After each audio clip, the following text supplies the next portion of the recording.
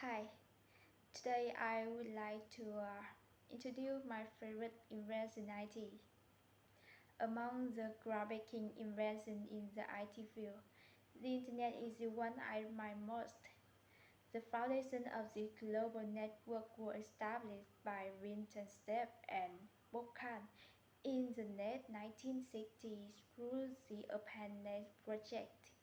Essentially, it is used to store and exchange vast amounts of data, allowing people to connect instantly regardless of their location.